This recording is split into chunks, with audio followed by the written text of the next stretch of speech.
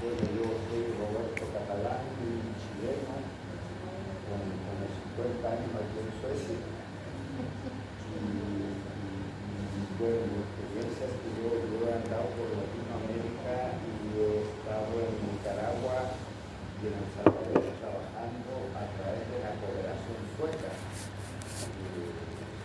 Entonces era cooperante sueco, o sea, era chileno, pero cooperante sueco porque había que ser sueco para poder ir con la UNG sueca a trabajar allá en proyectos populares.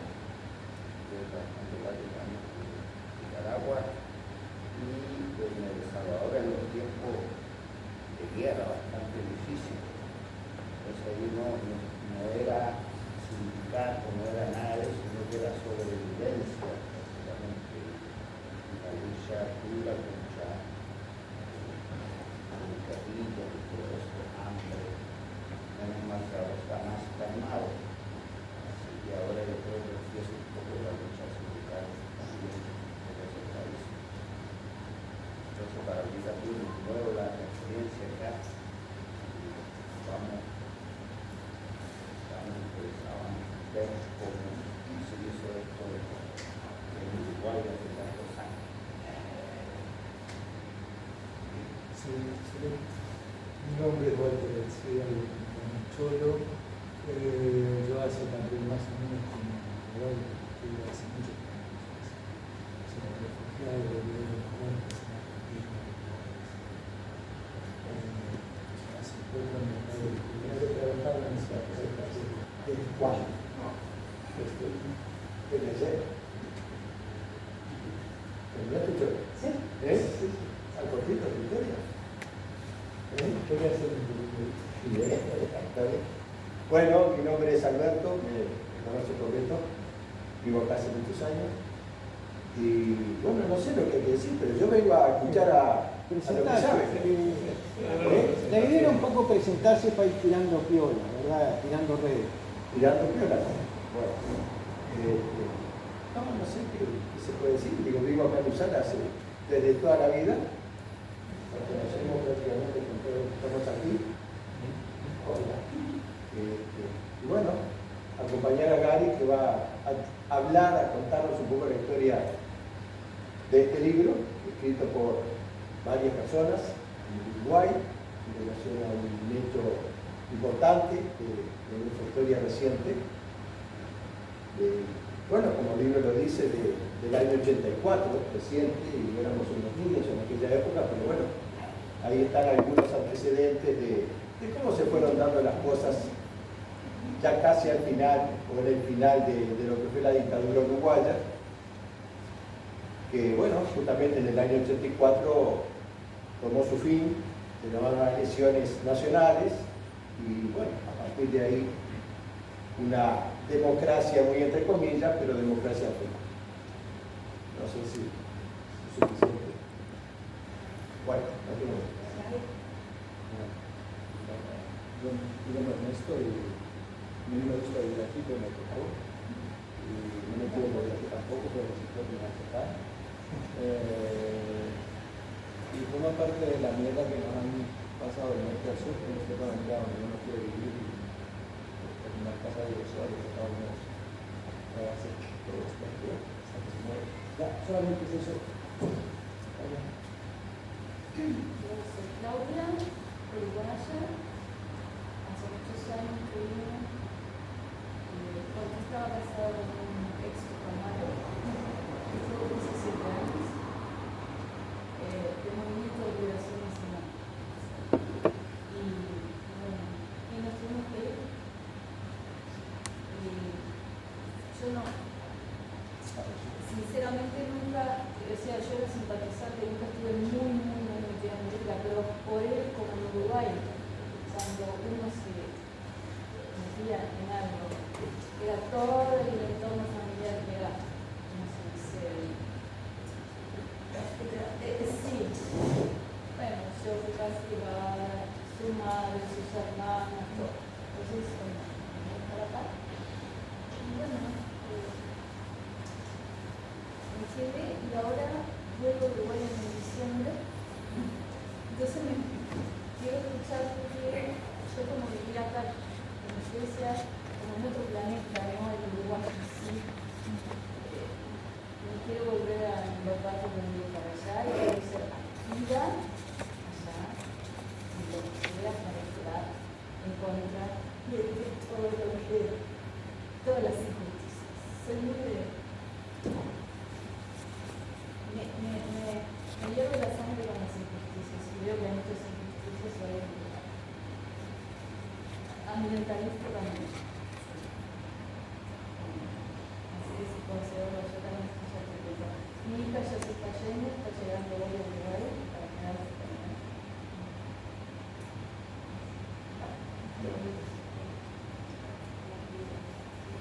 Fernando, te cuento, estamos haciendo una ronda presentando. Te tocó. Viene para ahí. Me toca a mí igual. Fernando, llevo un año ya que viviendo aquí y estoy yendo viviendo en Uruguay. Paso jubilado allá, trabajo en el sector jubilado en mi sindicato. Estoy en esa vuelta, ahora no tuve que ir a la selección.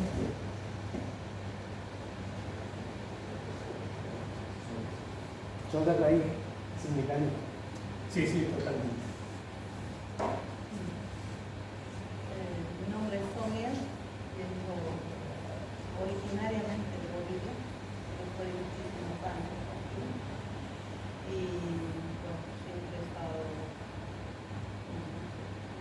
pensando en las injusticias y también aquí he tratado de militar, pero pronto me he decepcionado tanto de los partidos como del sindicato también. No es lo mismo que el sindicato. He frustrado cuando trabajo. He trabajado todo el tiempo, trabajé en el magisterio, he trabajado en el sindicato, pero es muy difícil y la gente sobre todo no entiende para qué es el sindicato. Así que la diferencia de la lucha es muy grande. Pero bueno, es importante.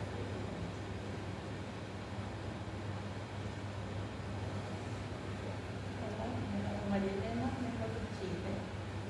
También vine por familiar. No soy activa en porque mi amiga olvidó. Tengo amigos uruguayos.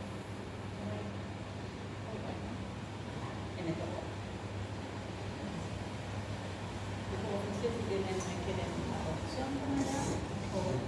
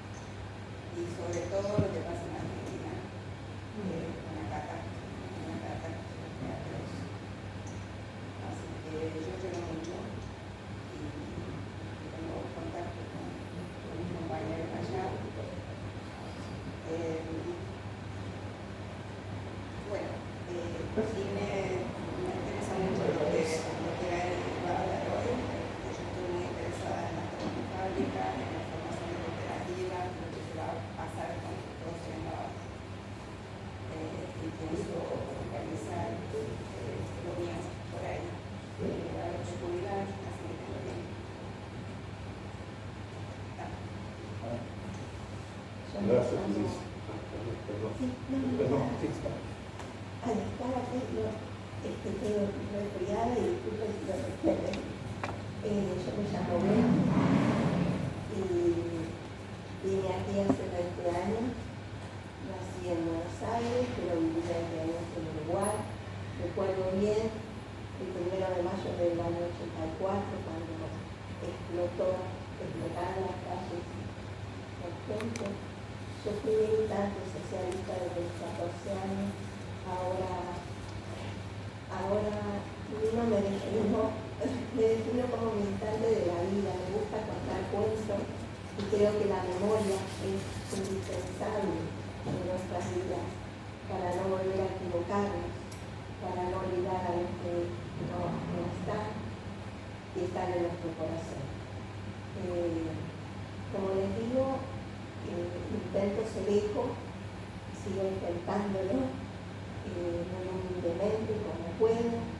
Soy narradora oral, me gusta escribir y les paso una pequeña propaganda es el tercer ciclo que hacemos con 4 personas, con compañeras latinoamericanas de diferentes países aquí en el ABF.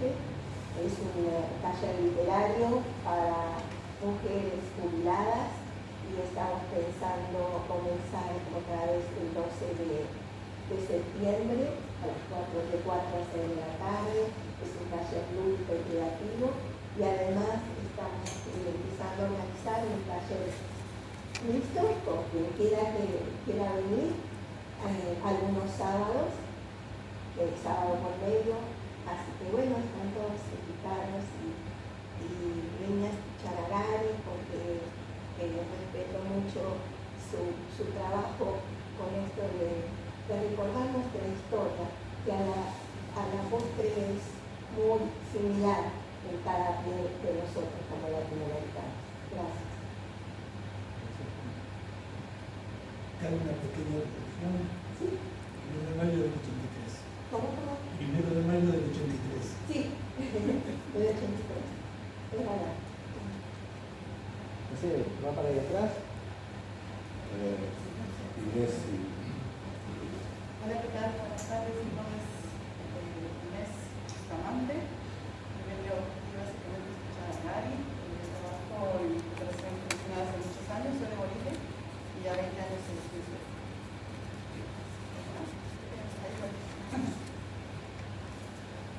Buenas tardes, soy Hermilo Soto, vengo de Centroamérica, de Honduras, estoy de paso por la ciudad. Estoy en una reunión de trabajo acá con la Iglesia Sueca. Gracias a Inés de invitarme, encantado de venir a escuchar a Gary y muy cómodo de respirar este ambiente latinoamericano y sumamente contento. Un saludo a todos y a todas. para nosotros que Mi nombre es Adriana, como Gary ya dijo, soy la esposa de él y hace 42 años que vivo aquí y llegué acá luego de haber trabajado sobre todo con grupos de la Iglesia Católica y grupos ecuméricos en Uruguay. Estábamos en un grupo que se llamaba Paz y Justicia, tal vez alguno lo ha conocido, Pérez Aguirre de la Argentina y Pérez Esquivel en Uruguay. Y desde que llegué aquí traté de incorporarme, al igual que dijeron algunas compañeras, como grupos que trataban de hacer cosas diferentes, vivir en comunidad, todos intentos comunitarios, en fin. Y últimamente estoy bastante activa en el tema de los sindicatos, pero al igual que dijo la compañera de Bolivia, bastante desilusionada, o acá también nuestra compañera, de los sindicatos. Pero sigo ahí por ahora, tratando de hacer algo por lo menos en mi lugar de trabajo, para mejorar las condiciones de trabajo de los compañeros de trabajo. Estoy muy contenta de tener a los compañeros de trabajo. Bueno, yo les quería decir, para nosotros que organizamos estas cosas, siempre tiene su trabajo de preparar y llegar a la gente, ¿no? Y la pregunta siempre es, ¿vendrá gente? ¿Vendrá alguien a escucharnos? Pero que vengan aquí casi 20 personas, para mí esto es un éxito. Gracias por venir. Les doy la palabra a Álvaro y a Gracias. Bueno, ya buenas tardes y bienvenidos a la presentación del libro 18 de enero de 1984, paro general contra la dictadura, una fecha incómoda. Cuando yo vi el libro, naturalmente me interesé por el título tan interesante que podía tener, qué significaba eso. Yo soy boliviano, vivo hace mucho tiempo en Suecia y por supuesto me interesa mucho la política y la historia, entonces he comenzado a repasar un poco acerca de lo que es la dictadura. Ante todo quiero agradecer a ABF, por supuesto, y a Bolivia Chasqui, el forening que tenemos nosotros para actividades culturales, y naturalmente agradecer su presencia y la presencia de Gary, que nos va a relatar y su experiencia y los pormenores acerca del libro. Pero permitidme antes de poder entrar al tema, algunas reflexiones que nos ayudarán a contextualizar el libro, y espero analizar y recordar los aciagos y terribles años de la dictadura, no solo en Uruguay, sino en toda América. Y es una alegría tener dos compañeros centroamericanos, donde naturalmente las dictaduras han estado muy presentes desde hace mucho más años que en el Cono Sur. La historia americana en general es la historia de la colonización, del avasallamiento de las civilizaciones precolombinas. Aún hoy, las sociedades de los estados nacionales emergentes de este periodo y la posterior independencia de los países del Cono Sur, los colonialistas han dejado huellas y más aún, infelizmente, han sido sustituidos por el hermano grande del norte, si es que se puede llamar hermano, y el orden mundial establecido.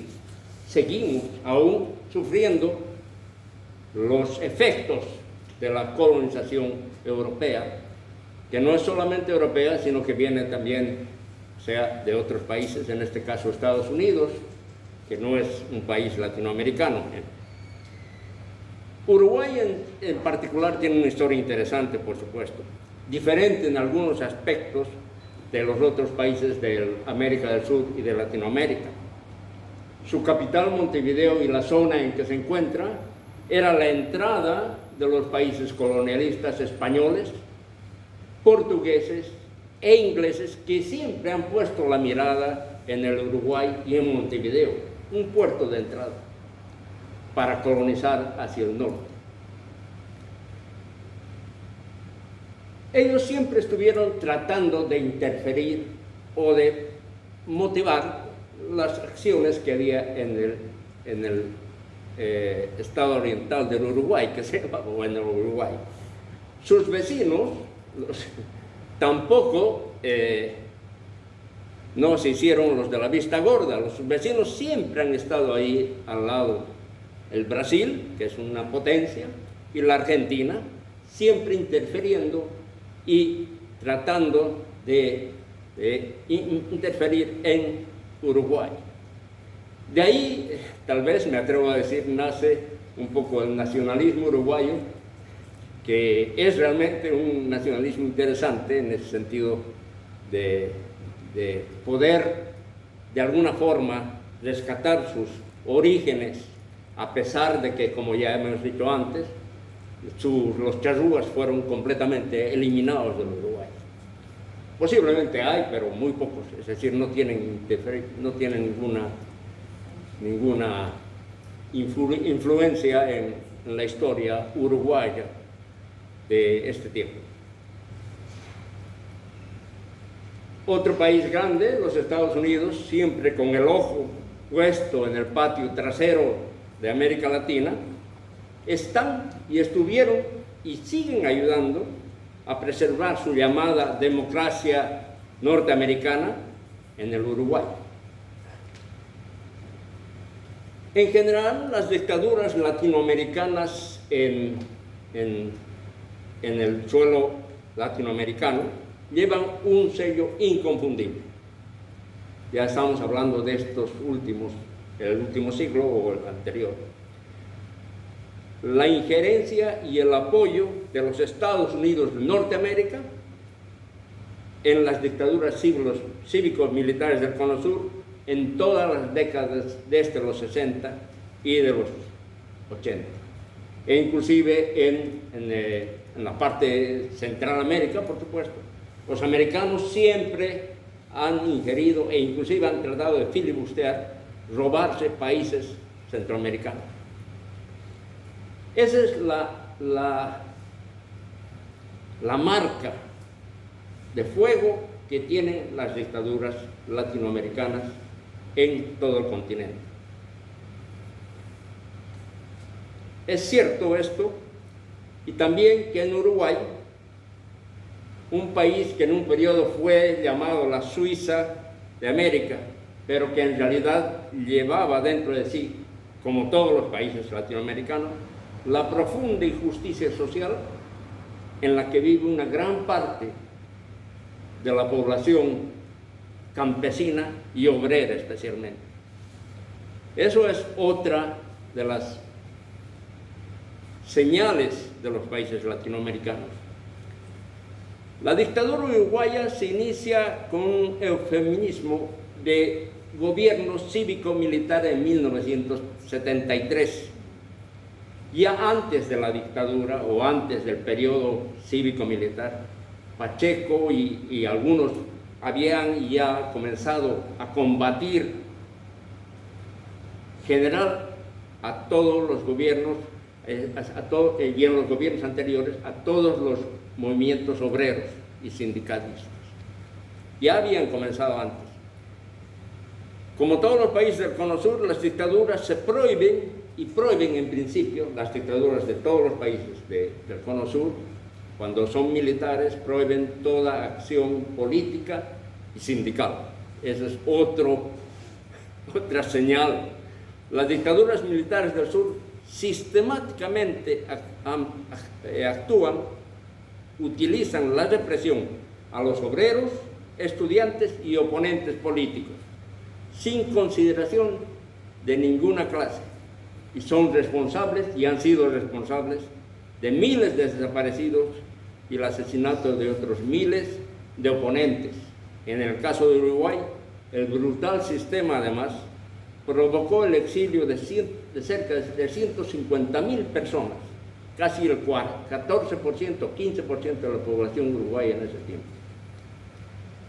O sea, ha sido sistemático, y eso es una cosa normal para todas las dictaduras.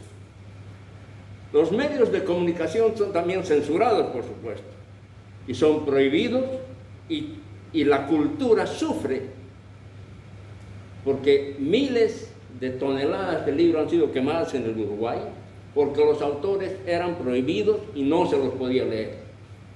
O sea, era una cosa sistemática de aplanar la cultura. Y no solamente la cultura, los uruguayos sufrieron la represión en la educación.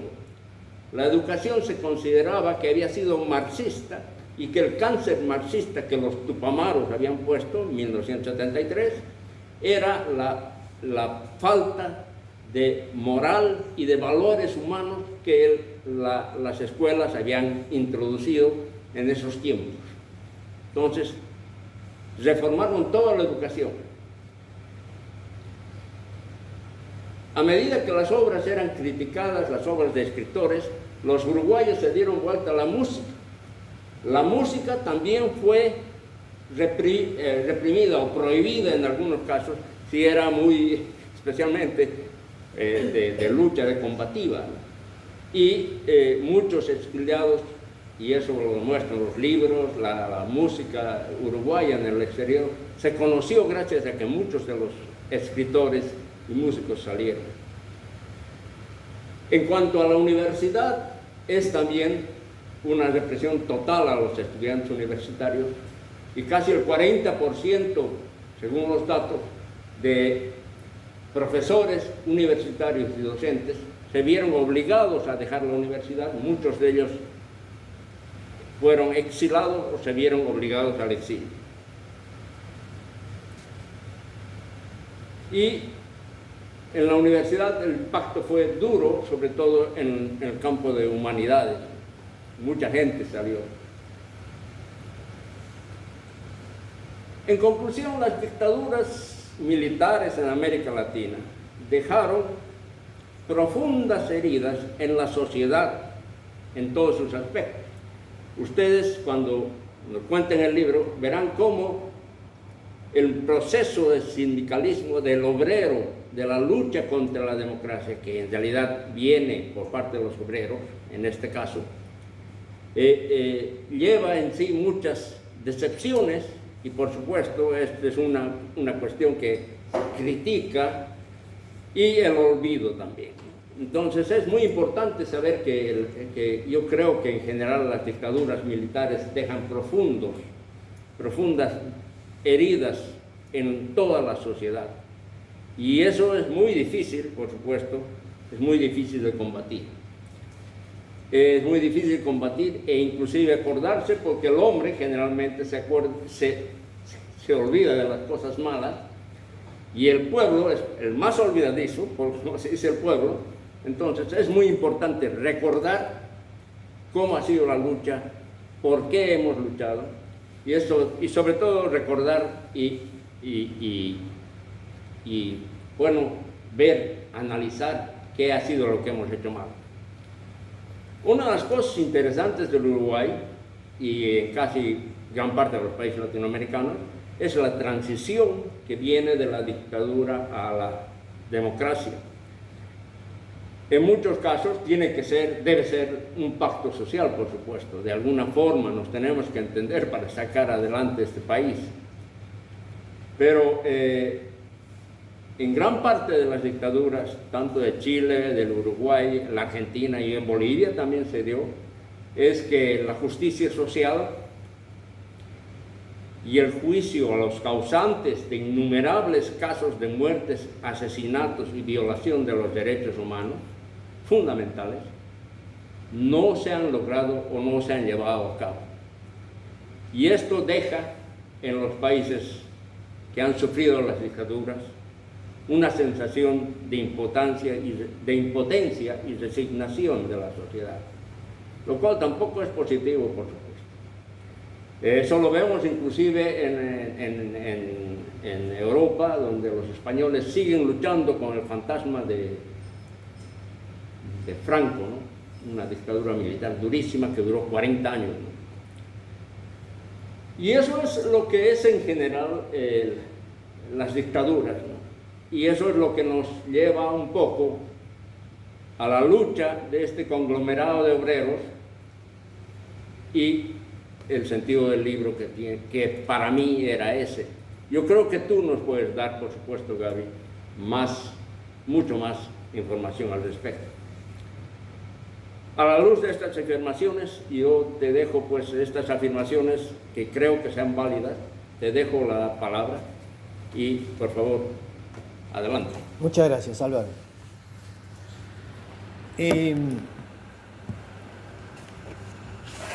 Yo querría puntualizar, por ejemplo, que nosotros...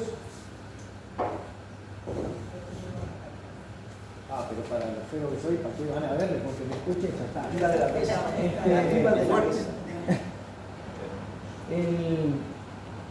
El tema de las dictaduras, nosotros en Uruguay, creo que en Argentina también lo tenemos claro, que la dictadura es cívico-militar. Los militares son el brazo armado de una clase que se empodera y que roba a todo el pueblo. O sea, acá hay una trascendencia de lo ideológico, que no es pensar nada más que son de derecha, entonces funcionan con las escopetas. No, hay una idea de destripar el país. ¿Tá? Y hay un montón de empresas como allá en Uruguay, por ejemplo, Caterpillar, ¿tá? Fue la empresa que ponía todas las máquinas para todas las obras públicas que hacía el Estado, y el Estado era el Estado cívico-militar. Los milicos no se aguantan solos si no tienen un respaldo mínimo. de alguna clase social, y la clase social que lo respalda es la que se enriquece. Porque en Uruguay hubo gente que se enriqueció con la dictadura.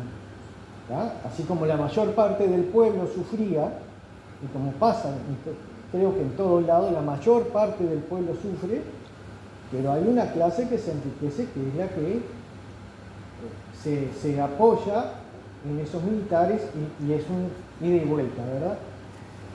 En el caso nuestro pasó, como bien dices tú, la educación fue arrasada, pero arrasada con el cierre inclusive de facultades enteras. La facultad de psicología se cerró, toda la dictadura se cerró. Y bueno, y hubo un montón de otras cosas. Pero en ese momento en Uruguay, el otro día me hizo acordar el Beto justamente, que esta no es la primer huelga en dictadura. Esta sería la segunda, porque Uruguay, que tiene sindicatos desde 1870, y sindicatos que lograron, por ejemplo, las 8 horas y todo lo demás, porque a veces dicen, no, el gobierno de Valle dio, el gobierno de Valle dio porque los sindicatos pelearon. Estos gobiernos buenos generalmente funcionan porque los trabajadores luchan. Y las cosas no las regalan las clases pudientes a los trabajadores porque son buenos. Generalmente hay que sacarle las cosas. Y a costa de sacrificio. Y bueno, y en Uruguay, cuando dan el golpe de Estado, que hay una amague de dar el golpe en febrero, y sería realmente el verdadero golpe sería en febrero, cuando el gobierno de derecha, sucesor de Pacheco Areco, manda un jefe de las Fuerzas Armadas y los militares no lo quieren a eso. Entonces lo rechazan, llevan al presidente a la base de Boisolanza, me corrigen los uruguayos, y ahí el gobierno pasa a hacer una sociedad con esos militares, pero en junio terminan de disolver las cámaras, el Senado. Y ahí automáticamente, porque estaba votado por los sindicatos uruguayos desde el año 65, en que tenemos una central, por suerte una sola central de trabajadores, y que era muy clasista, se había votado que si había un golpe de Estado se ocupaba automáticamente todos los lugares de trabajo. Y así fue. Ellos creo que a las 3 de la mañana, a las 4 entraban al Parlamento, los parlamentarios ya se habían ido todos, ¿tá? Habían quedado nada más que los afines, ¿verdad? Y a las 6 de la mañana los obreros estaban ocupando las fábricas, los hospitales, todos los centros de trabajo. Y se resistió durante 15 días esa huelga, que terminó en una manifestación el 9 de julio, que fue reprimida brutalmente, donde ahí cayeron presos un montón de gente y otro montón fue lastimada, ¿no? Pero bueno, o sea que la dictadura en Uruguay nace sin el apoyo de los trabajadores, nace con los trabajadores como enemigos. Y los trabajadores quedan ahí en la vuelta hasta el año 75, en que se termina de hacer una represión brutal, donde tenemos nuestros desaparecidos, donde montones de nuestros compañeros sindicalistas son torturados al margen de la gente de los partidos de izquierda. En el 73, cuando dan el golpe de Estado, el MNN ya no existía. El MNN estaba preso en las direcciones desde el año 72, había sido destrozado. O sea que esas cosas que a veces dicen que el golpe de Estado lo dieron porque los tupamaros, no, los tupamaros ya no jugaban, estaban todos presos. Y si no se habían podido escapar algunos compañeros que lo pudieron hacer. O sea que ahí queda un país chato. Yo soy de los que nos criamos en la dictadura y nos faltaron los compañeros mayores que nos tenían que pasar la bandera, ¿verdad? Nos faltaron los compañeros que nos dieran esos libros que quemaron, esos libros que se prohibieron. esos terroristas como Benedetti que no se podían leer. ¿Está? Es para tener una idea, ¿no? Y bueno, sin embargo, nos dio una riqueza que nos obligó a que se formaran grupos de estudio, aunque estaba prohibido juntarse más de 3, porque más de 3 era una reunión y había que pedir permiso. Se formaban grupos de estudio donde vos de repente conseguías el Estado y la revolución, yo que sé, de Lenin, y aquel compañero conseguía revolución, una dictadura de lucha de Fabri, y bueno, cada uno iba tomando cosas de las distintas líneas. Estaban los compañeros troscos que tiraban sobre la dialéctica, los compañeros de un lado y de otro que ibas tomando de los anarquistas, de los comunistas, de todos ibas tomando de lo que te servía y fuiste armando. Y hay una cosa que en ese momento se concretó y yo creo que es lo que nos está faltando. Que había momentos que no había más nada que hablar. El tema era hacer cosas. Hacer, nosotros no somos lo que decimos, somos lo que hacemos. Y eso es lo importante. La gente empezó a juntarse. Vos sos vecino mío, vamos a pintar porque se llevaron a Ernesto, que es vecino de acá. No sé de dónde era, pero no tenían derecho a llevar. Y la gente empezó a saltar contra la injusticia, como decía Pedro. Empezó a calentarse. Y empezó a, de repente, como me pasó a mí, decir, andá a la cantina del sindicato de los bancarios, que seguía funcionando, y hablá con un señor de camiseta rayada, azul y blanca, que él es del vecino tuyo y capaz que haces algo. Y vos ibas hasta ahí, le habían dicho que iba a venir un petizo feo a hablar con él, y era el petizo feo, y empezaban a hablar y arreglaban para pintar en tal esquina abajo la dictadura. Y de repente cuando estabas arreglando le decía, che, ¿y si yo soy milico? Y el otro te decía, ¿y si el milico soy yo? Y la gente confiaba en gente que no conocía. Y se animó, y se empezó a armar la cosa. Pero bueno, esa es otra historia. En una de esas reuniones, como en una historia de Alejo Carpentier, alguien golpea la puerta y avisa, están ocupando la ILDU. Y no quedó nadie en la reunión. Todo el mundo salió para ahí. La ILDU era la textil más importante, una de las más importantes. Yo entré enseguida de la huelga a trabajar, con mucho miedo, como le decía a algunos compañeros, porque yo tenía miedo de estar entrando con un compañero despedido. Yo podía ser un carnero, ¿verdad? Un rompehuelgas.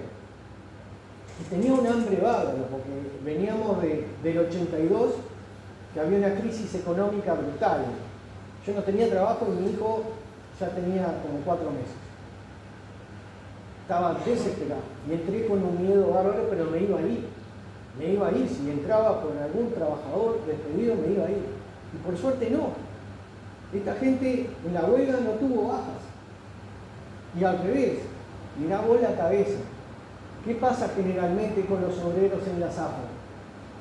Los obreros en la zafra hacen horas extras, porque es el momento de llenarse de plata, porque después no va a haber. Y estos compañeros no, estos compañeros exigieron que tomaran trabajadores. Y los que entramos, yo tenía 23 años, éramos chiquilines. Y entramos pensando que nos íbamos a encontrar con una fábrica donde iban a estar los guerrilleros corriendo por el techo, porque era increíble lo que habían hecho. Habían hecho el primer paro general después de aquella gloriosa huelga. Estaban ahí, trabajando. Y el ambiente que había en la fábrica era increíble. Se discutía mucho. De los 1.800 o 1.500 obreros que fueron a la huelga ahí, y que estuvieron ocupando 15 días, muchos no estaban de acuerdo, muchos y muchas, había muchas compañeras. Y por eso también resalto que las 2 principales dirigentes del gremio eran mujeres. Pero bueno, yo quería mostrarles hoy, no sé si, el corto que habíamos hecho para anunciar esto.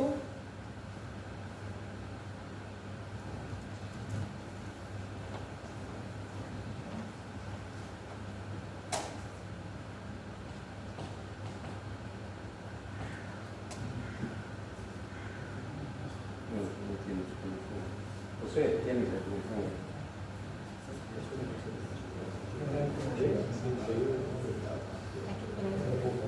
Sí, tarda un poco. Hoy no.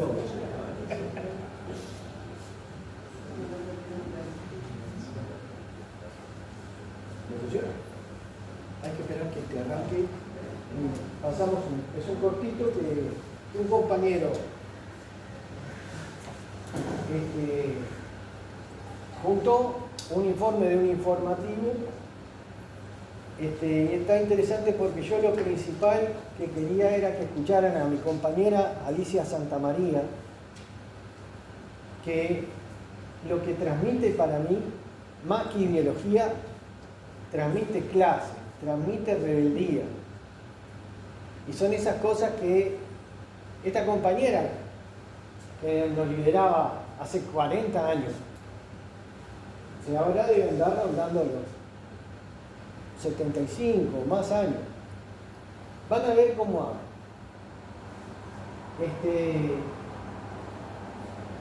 Y es principalmente por eso y porque si hicieran una idea física, lo que van a ver cuando aparezca eso es lo que era el comedor de la fábrica nada más. La fábrica ocupaba como 6 manzanas. Era muy grande. Hoy cuando hablábamos del calor, y hay una parte en que Alicia dice que cuando se vota la ocupación, hay compañeras que se desmayan. Y a mí me hizo acordar que había muchas compañeras y compañeros que se desmayaban, sobre todo los que trabajaban en la parte de clasificación de la lana, porque había partes de la lana que es donde venía todo el pichí de la oveja, ¿verdad? Y eso con el calor generaba amoníaco. El olor que había en determinados lugares, y por supuesto la gente trabajaba con una túnica nada más, se desmayaba. Ahí viene, ahí viene.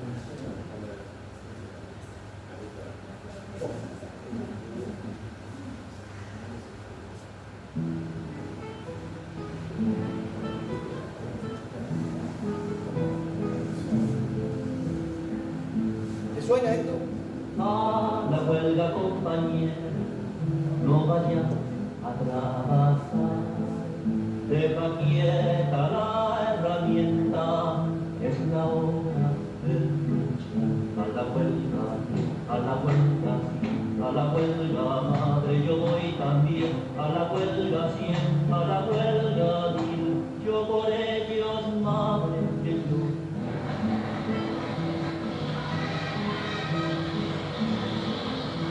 Los camiones saludaban con la bocina. Nos vamos a levantar todos los trabajadores, poco a poco, a la huelga, sí, a la huelga, madre, yo voy también, a la huelga, sí, a la huelga, yo por ellos, madre, que yo.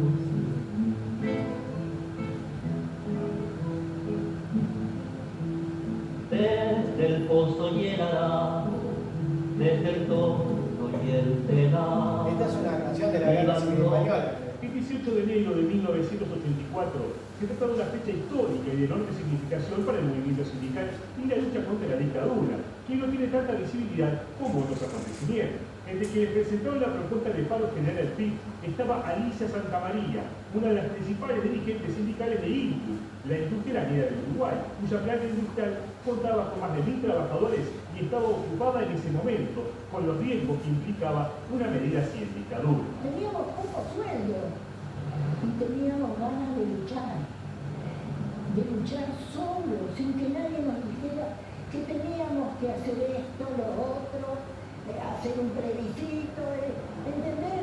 Éramos nosotros. Entonces hicimos el 4 de enero una asamblea porque ya íbamos en una 15 minutos y 15 minutos con las máquinas trabajando, se iban a romper. Y nosotros no estábamos para romper las máquinas. Entonces hicimos una asamblea urgente y dijimos, compañeros, quedamos, ocupamos, no hay otra. Y se notó igual. Yo me acuerdo de algunas compañeras que le mataron. Y otros compañeros salieron a pintar. Vino ocupada, se llenó de banderas. Acá había cantidad de compañeros que hay, fotos de eso. Y se hizo la lucha. Santa María recuerda el apoyo del barrio y otros sindicatos cuyos afiliados en marcha iban hasta la planta de FUCBAN y del gremio de estudiantes ACEP. Ella decía, FUCBAN, el PIT y ACEP juntos hasta vencer en sus discursos de ese momento. Y fue el PIT con la propuesta de los trabajadores de INDU de hacer un paro general. Esa propuesta fue discutida y por mayoría se apoyó y marcó para el 18 de enero. Y se paralizó el país. Se paralizó. No fue por la INDU, no fue por mí, ni por Javier, fue por los compañeros. Los compañeros. Cuando dijeron que nos iban a venir a desalojar, iba a venir el ejército. Y nosotros bailábamos ahí. Y no vino el ejército. Vino un comisario.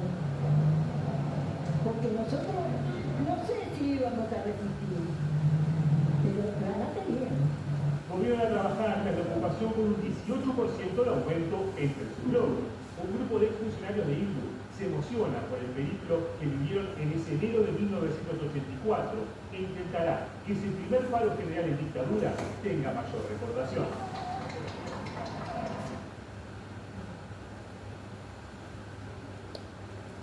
Bueno, eso fue la historia.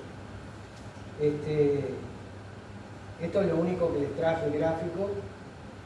Los compañeros saludaron, mandaron saludos y están muy emocionados de transmitir esta experiencia. Que, como yo pensaba, este libro trascendió el tema del cuento de una huelga, que en definitiva no se difundió mucho porque no la organizó lo que ahora es la Central de Trabajadores, ni la organizó un partido. La organizó la gente desde abajo, discutiendo en lo que se llama democracia directa. Y es lo que nos hizo fuertes. Porque a partir de que tú te haces partícipe o generadora de esa respuesta, la pelea es una sola. Y el tema era ese, las asambleas podían ser muy acaloradas. Yo estuve en asambleas que decía, acá se van a agarrar a piña. Golpe de puño, traducción.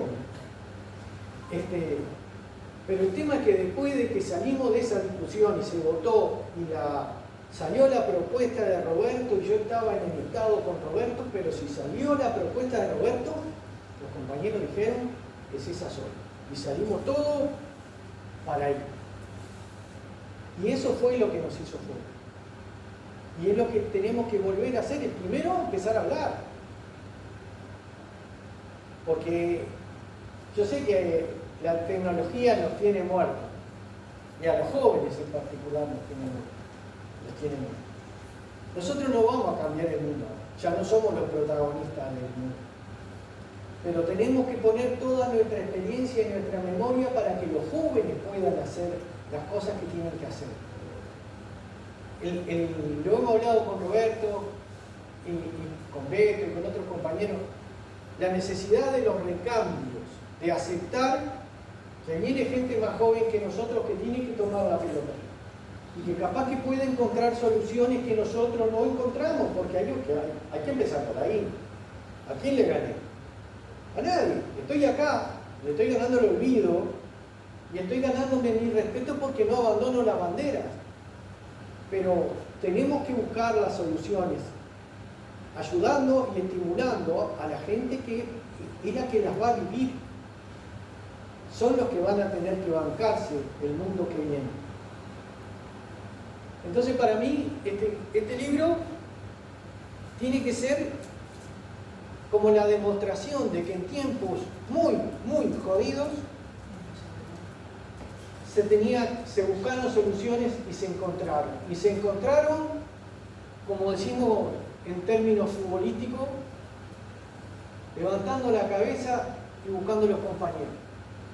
¿Verdad? No voy a comerme la pelota y querer llegar yo solo al arco. No voy a llegar al arco. Tengo que levantar la cabeza y ver dónde tengo los compañeros. Y empezar por ahí. Esta historia, bueno, vino... el resumen del libro en alguna medida lo hizo Álvaro. Los trabajadores, como vieron, lo plantea Alicia, hacen un montón de reivindicaciones, se agarran de una ley de la dictadura que quería crear sindicatos amarillos. En Uruguay, sindicato amarillo le decimos a los que son pro-patronales, ¿verdad? A los sindicatos traidores de la clase. Y nosotros definimos una clase trabajadora, que en Uruguay ya es eso, no es una clase obrera porque no nos quedan obreros, porque nos cerraron las fábricas. Como muy bien en un programa de radio que logramos hacer, después de que la compañera cuenta cómo surgía la solidaridad, porque ese es otro de los temas. Lograr que la gente sienta que puede ser útil y que puede ser solidario. Hay veces que la gente no tiene un estímulo para salir a la calle y decir, sí, estoy con esta gente que está dando una pelea, que no es la mía de repente. Pero como dijo la compañera, a mí me da vergüenza que haya gente que viva más jodido que yo todavía. O como dicen algunos compañeros, yo no voy a ser libre hasta que todos sean libres. O no voy a ser feliz hasta que la mayor parte de la gente trabajadora y la gente buena sea feliz.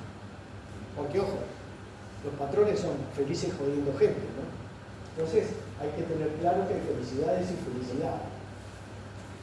Y bueno, este libro espera ser, trascendió el ser el cuento de una jugada que salió bien, porque no tuvimos compañeros presos, porque no nos echaron la gente, porque lograron un aumento de sueldo que no era lo que pedían ellos, que pedían el 23.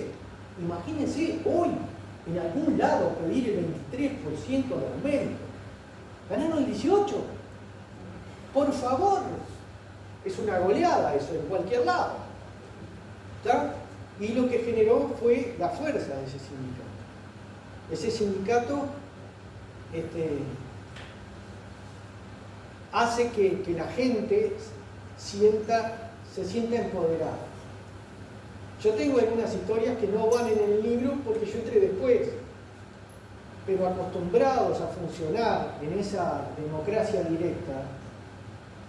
En mi sección pasó, y lo voy a hacer corta, que había un compañero que era anarquista y era de los que conmigo y otros más parábamos los camiones cuando los patrones querían sacar mercadería y nosotros estábamos de paro. Entonces nosotros no cobramos, pero vos tampoco salís a vender. Entonces le parábamos los camiones. Por suerte nunca tuvimos que llegar a la mano. Generalmente los compañeros se enojaban mucho, discutían, porque eran compañeros que, claro, estaban en una sección cómoda, querían cumplir. Bueno, se trancaban. Entonces un día este compañero, Fierrito, se tuvo que sacar 2 muelas que estaban encadenadas y el dentista le dio un certificado para que no fuera a trabajar 2 días, porque no podía hacer fuerza. Fierrito fue hasta personal, entregó el certificado, avisó que no iba a venir. Pasaron los 2 días, cuando vino Fierrito, no está la tarjeta. ¿Se acuerdan? Había tarjeta en el tiempo que marcaba. Entonces, no quiso armar lío. Fue al personal y le preguntó, ¿qué pasa? No, usted me avisó que iba a faltar y está suspendido 8 días. No, pero no puede ser, yo traje el certificado acá. No, ¿a quién se lo diga? Fulanito. Fulanito está de vacaciones, no sé. Este compañero, para que no se armaba enemigo, porque mi sección era muy, muy pesada, y estábamos acostumbrados a funcionar así, en democracia directa, con las compañeras, veteranas también. Y nosotros éramos chiquilinos. Se fue para la casa. Entonces uno de los compañeros, que hacía varios días que no venía, 2 días que no venía, fue a visitarlo, a ver cómo estaba. Y él le contó lo que había pasado, pero le dijo, no digas nada porque si no se va a armar.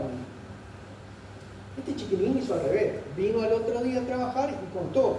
No, que al Fierrito lo suspendieron así, así, así. Y un compañero que era pachequista, pero que era amigo de él, porque lo respetaba, lo mandan a trabajar a la máquina de Fierrito, y Fierrito dice, y Fierrito no, este compañero pachequista, el negro Walter, digo con todo cariño, negro Walter. Explicar qué era. No, lo que pasa es que él explicaba hace un rato lo que Pacheco era. El Partido Colorado, que fue el golpe de Estado, tenía a Jorge Pacheco Areco como presidente. En el gobierno del se generó lo que fue el golpe de Estado. Y al dejar el gobierno, su sucesor, Juan María Bordaberry, que también era del Partido Colorado, tenían un movimiento dentro del Partido Colorado, el partido de ultraderecha en ese momento en Uruguay, al que en la Pacheco le llamaban Pachequín. O sea que este compañero era de ultraderecha, en el tiempo que votaba. En la fábrica salió a defender al anarquista. Dijo, no, yo en esa máquina no trabajo. El capataz le dijo, pero ¿cómo no trabaja en esa máquina? Yo le estoy dando una orden a usted. Yo no trabajo en esa máquina. Porque hay un compañero mal suspendido, así, así. Él estaba tomando una medida personal. Él dijo, yo no lo hago.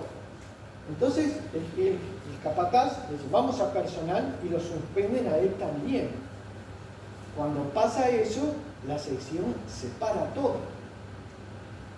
Yo entro después en el otro turno y este turno ya los estaba esperando para hacer una asamblea a todos. Y la asamblea dice que esa máquina no se toca en ningún turno, que empezamos a parar una hora por turno y al otro día, en esa hora, íbamos a salir a pintar todas las casas de la vuelta de la fábrica para informar la injusticia y a su vez a mandar un grupo de compañeros a las radios y a la prensa para decir lo que pasaba en mí. Yo era delegado de esa sección. Cuando salgo de ahí viene la comisión directiva y me dice, no, pero vos no podés, están todos locos, vamos a tener un problema. Vos sos el delegado, tenés que decirles lo que tienen que hacer. Pero no, yo soy el delegado porque hago lo que ellos dicen. ¿Entendiste mal? Yo no soy el jefe. Yo soy el representante. Y los que mandan son las bases. Entonces dice que nos vamos a hablar con personal. Entramos a personal y en personal el jefe de personal era un comisario. ¿Está? Que nos recibió en su escritorio grandísimo con su traje y corbata. Y entramos y todos estos compañeros, ninguno le daba para explicar lo que estaba pasando. Entonces a mí me tenía incómodo eso. Entonces el muchacho, nadie le va a decir al hombre lo que está pasando. Entonces le digo yo, mire, el compañero Mario Rodríguez está mal suspendido y a consecuencia de eso el compañero Walter Botello no quiere trabajar en la máquina, lo suspenden también, toda la sección respalda a los compañeros y desde ahora va a pasar que nadie trabaja en esa máquina, que desde mañana hay una hora de paro en cada turno, que vamos a salir a la prensa, que no. Nadie decía nada. Bueno, no vamos. Entonces cuando estamos saliendo me dice el jefe, Lena, mi apellido es Lena, le dice la dirección que entre, solo la dirección, le digo, yo no de la dirección. Sí, entramos lo de la dirección, yo quedé afuera, y entonces al rato salen y me dicen, ¿te das cuenta? La empresa rompió relaciones con nosotros, por culpa de ustedes. Le digo. La verdad que ese tipo de relaciones a nosotros no nos sirven. Relaciones para que nos pisoteen no nos sirven. Me dice, ¿qué van a hacer? Y nosotros vamos a hacer lo que dijimos. Ustedes no sé qué van a hacer. Esa noche me costó horrible dormirme, ¿viste? Porque era una pavada que nos echaran a todos. Era un momento que nos echaran. Pero el otro día cuando entré, dejé la bicicleta colgada, marqué la tarjeta, estaban esperando los compañeros y las compañeras para entrar todos juntos a la sección. Y ahí viene uno de la dirección que no había estado el día anterior y dice, ¿viste, Gary, lo que pasó? No, ¿qué pasó? Encontraron el certificado de Fierrito. Ah, mirá, encontraron el certificado. Sí, encontraron el certificado de Fierrito. Ya les mandaron un telegrama que se presente él y que se presente Walter, que tienen todos los días pago. Apareció el certificado de Fierrito. Y entramos riéndonos a trabajar entre unos ladrillos que sentimos que temblaban. Ese era el ambiente que se había generado con un sindicato que funciona desde las bases. ¿Entendés? Y son las cosas que nos hicieron fuertes. Después la empresa buscó vueltas y fue echándonos y fue viendo cómo reducir. Pero esta se la voy a contar hasta a mis nietos. ¿Está? Como los viejos guerreros cuentan esas historias de cuánta gente mataron, nosotros no matamos a nadie. Nosotros le paramos el carro a los patrones. Esas cosas son de gente trabajadora. Los trabajadores no matamos gente. Los trabajadores defendemos nuestros derechos junto con los demás compañeros. Bueno, yo no tengo mucho más que decir. Sí. Una compañera nos dice que hagamos una pausa, ponemos el café y que luego podemos continuar con preguntas y diálogos. Sí. Nos estaban haciendo María. Bárbaro.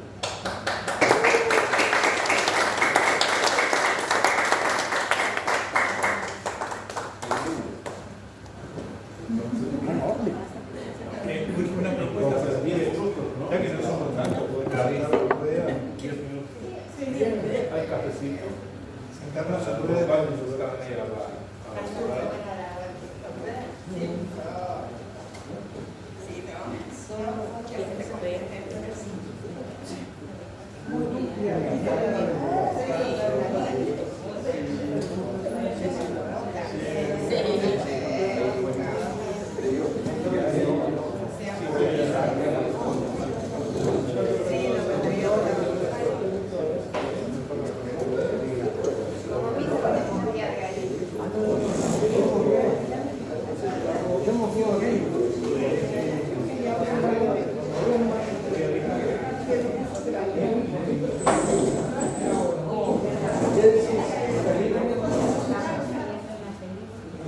Disfrutando de su experiencia.